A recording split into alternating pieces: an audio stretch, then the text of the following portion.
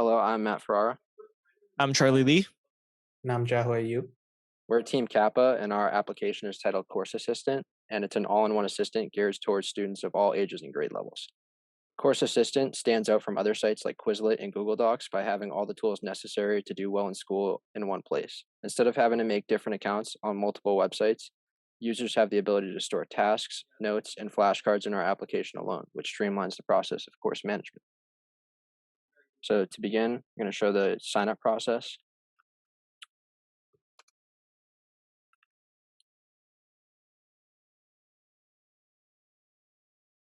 And you'll be logged in when you click sign up.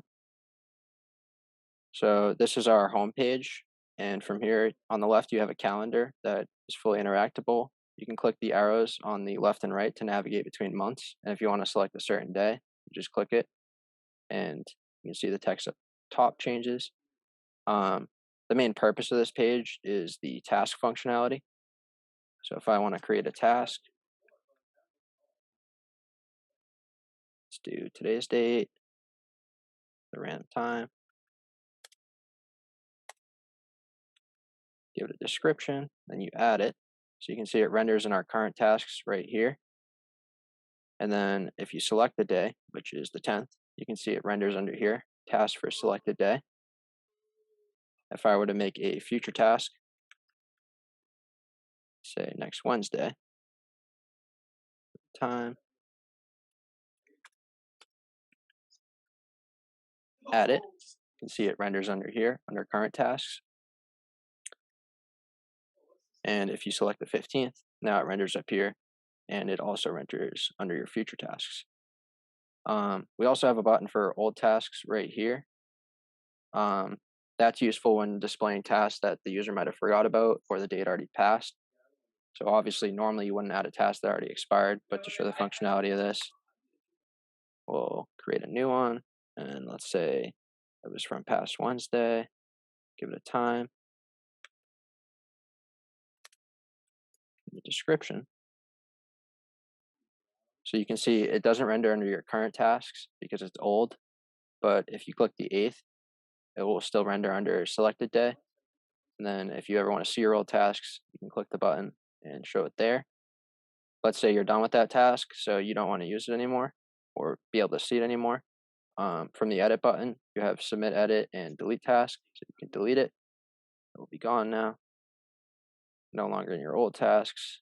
Already on the 8th and it's not showing. You can also show editing. Let's say this was supposed to be homework 11.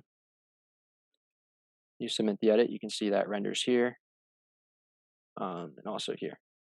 So now we will transition over to Charlie, who's going to walk through his files page. So on the files page, we have three sections of note. On the left is the search function. In the middle is where all the files will be displayed, and at the bottom is all the actions we can take. So at the bottom, we can add a tag through the tag system, which can be used to sort files. So say we add, let's say, a tag called CS326. It'll create it, and let's say we add a second tag called CS320.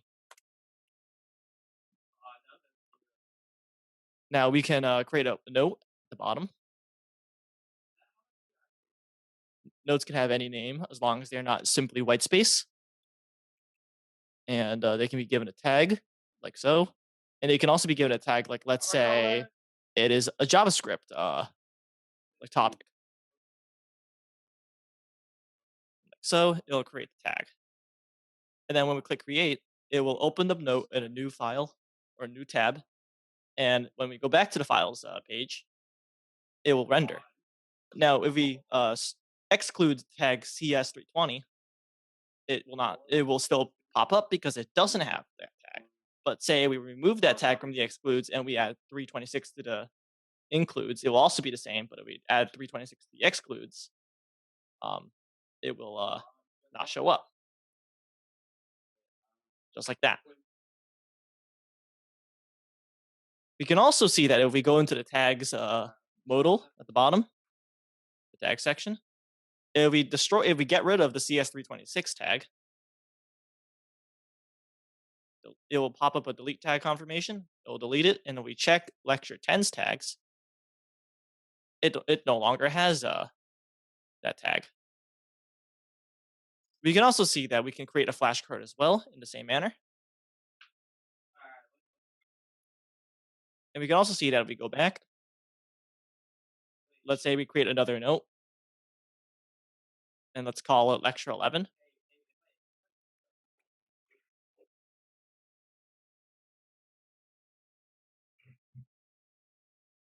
We can we can exit this tab, and if we want to delete the file, we can just click the garbage icon next to lecture 11. It will pop up the delete confirmation. Clicking delete should remove it. Now we will transition to Jerry for his notes and flashcard overview. Let's start with flashcards. Let's say you have an English test tomorrow and you're trying to remember all the vocabs.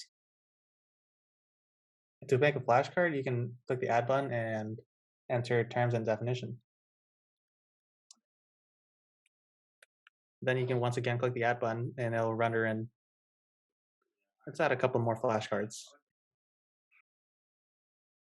Okay, now that we have enough flashcards, we can then click the study button.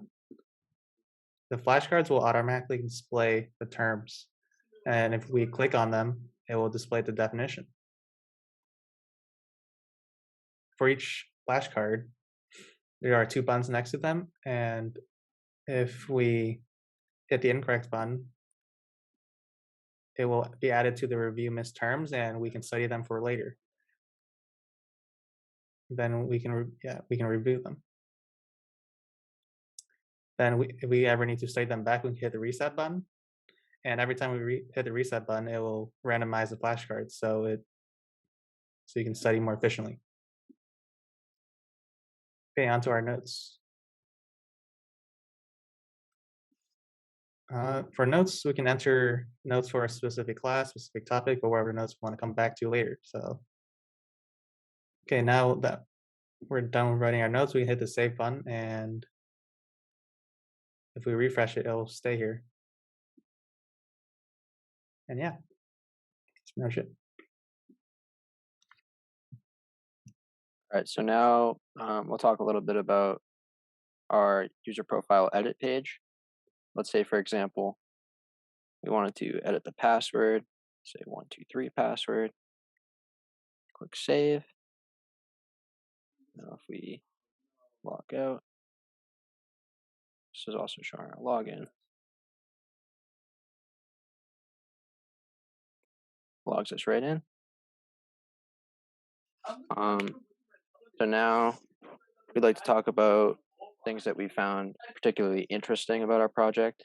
So as far as the home page, what I found particularly interesting was, I guess, the ability to render your task for selected day here. To me, that made it seem really easy, and just the way that you had your future tasks right here just made everything seem concise and all in one place.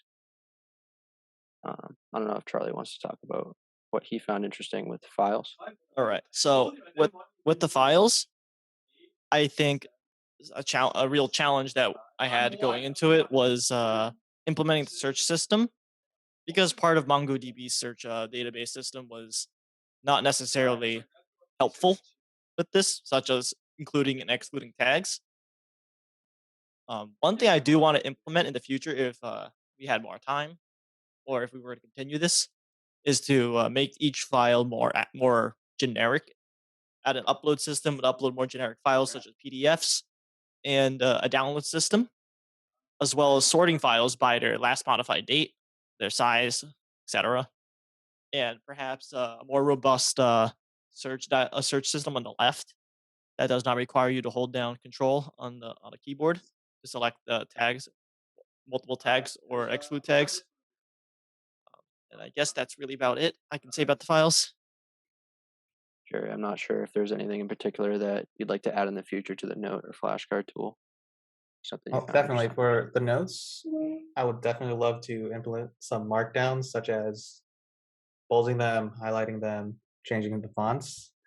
That's pretty much out of the scope for this class, but in the future, I would like to implement them. And for flashcards, I would like to create an export button, which after you've review some terms and you got those terms wrong, you can export them into a different flashcard file, which is a lot more convenient to study.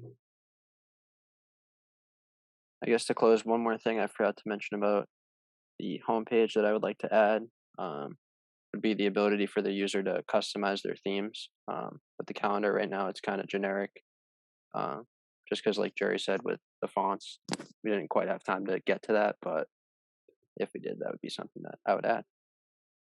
I think that's just about it. And thank you for listening.